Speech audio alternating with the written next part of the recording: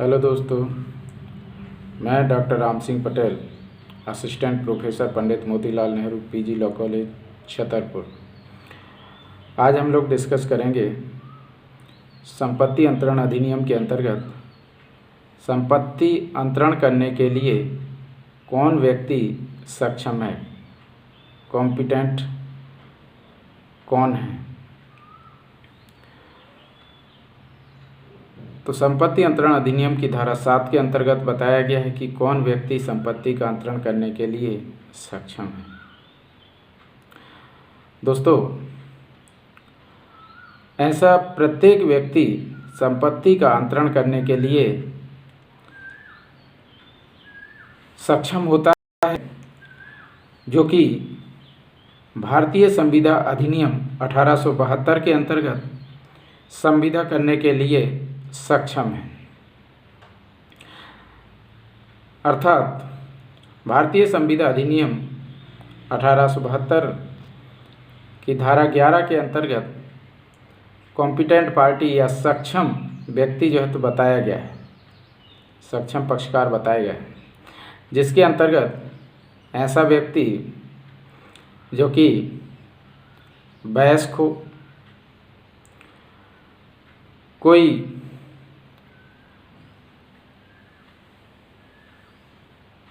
पागल या दिवालिया अर्थात विकृत ना हो, अनसाउंड माइंड ना हो, साउंड माइंड हो, और विधि के द्वारा अयोग्य घोषित ना किया गया हो। 3 चीज़ें यहाँ पर धारा 11 के अंतर्गत बताई गई हैं। वह व्यक्ति वयस्क हो,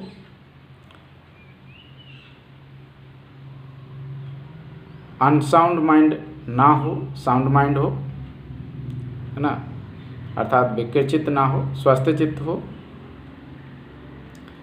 और विधि के द्वारा उसे संविदा करने के लिए अयोग्य घोषित ना किया गया हो। वयस्कता की आयु हमारे यहाँ पर सामान्य तौर पर 18 वर्ष घोषित की गई है, लेकिन कोर्ट ऑफ वार्ड्स की स्थिति में यह आयु 21 वर्ष, अर्थात जहाँ पर न्यायालय के द्वारा संरक्षक घोषित किया गया है वहाँ पर वयस्कता की आयु 21 वर्ष है। वहीं सक्षम पक्षकार के लिए साउंड माइंड या स्वस्थ चित्त किसे कहा जाएगा, ये भारतीय संविदा अधिनियम की धारा 12 के अंतर्गत बताया गया है। धारा 12 कहती है कि ऐसा व्यक्ति जो संविदा करते समय संविदा के प्रकृति एवं परिणाम को समझने के लिए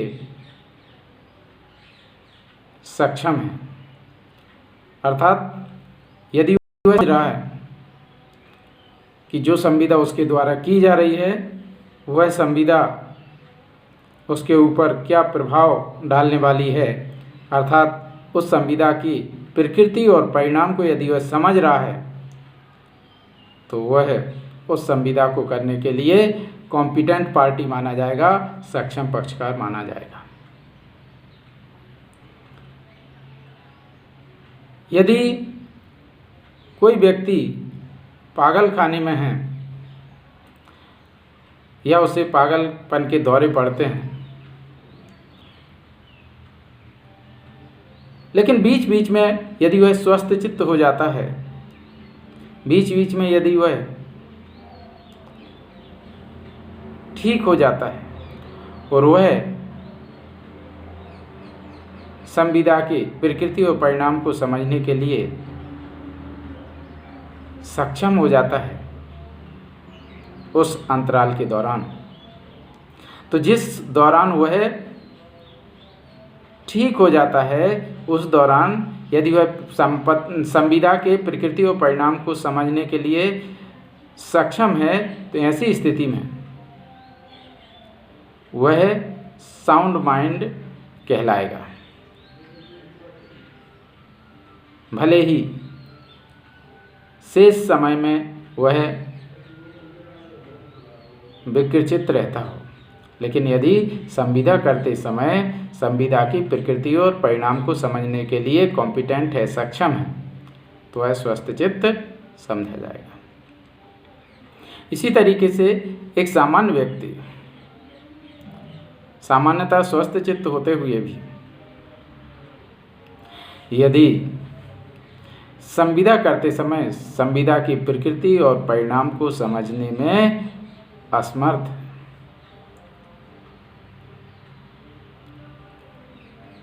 रोग के कारण हो सकता है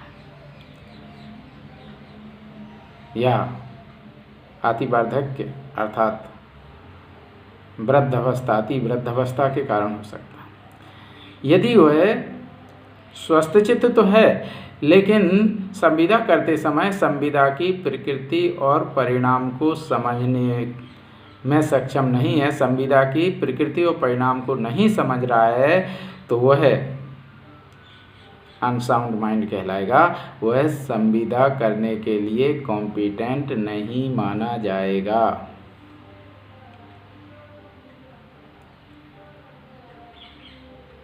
तो कॉम्पिटेंट पार्टी होने के लिए, संविदा करने के लिए सक्षम पक्षकार होने के लिए ये महत्वपूर्ण है कि वह संविदा करते समय वह संविदा की प्रकृति और परिणाम को समझ रहा हो या समझने की क्षमता रखता हो।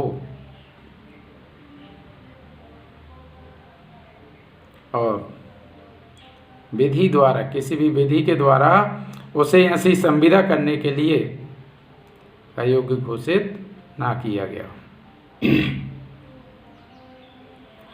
अब प्रश्न उठता है कि कोई कॉम्पिटेंट पक्षकार है तो क्या वह संपत्ति का अंतरण करने के लिए सक्षम है? तो केवल कॉम्पिटेंट पार्टी या सक्षम पक्षकार होना ही पर्याप्त नहीं है, बल्कि वह ऐसी संपत्ति का हकदार भी होना चाहिए जिस संपत्ति का वह अंतरण करना चाहता है। आप सक्षम हैं, कॉम्पिटेंट पार्टी हैं, सक्षम पक्षकार हैं, इसका मतलब ये नहीं कि किसी की भी प्रॉपर्टी को उठा करके आप ट्रांसफ़र कर देंगे। प्रॉपर्टी को ट्रांसफ़र करने के लिए आप उस प्रॉपर्टी पर हक रखते हैं, हकदार हूँ ट्रांसफ़र करने के लिए। अब वो हक दो प्रकार से यहाँ पर आपके पास हो सकता है। पहला, आप उस संपत्ति के स्वामी हैं, ऑनर हैं, तो संपत्ति के स्वामी को अपनी संपत्ति को अंतरित करने का पूरा अधिकार होता है। तो यदि वह कॉम्पिटेंट पार्टी है प्लस संपत्ति का स्वामी है तो वह संपत्ति का अंतरण करने के लिए सक्षम है, हकदार है। वहीं पर यदि वह स्वामी तो नहीं है, हकदार तो नहीं है, लेकिन स्वामी ने उस कॉम्पिटेंट पार्टी के लिए, सक्षम पक्षकार के लिए संपत्ति का अंतरण करने के लिए प्राधिकृत किया हुआ है। संपत्ति के स्वामी ने अपनी ओर से किसी व्यक्ति को प्राधिकृत किया है कि आप मेरी ओर से संपत्ति का अंतरण कर सकते हैं। तो ऐसी कंडीशन में भी, ऐसी स्थिति में भी कोई व्यक्ति संपत्ति का अंतरण कर सकता है और वह यहाँ पर कॉम्पिटेंट पार्टी माना जाएगा।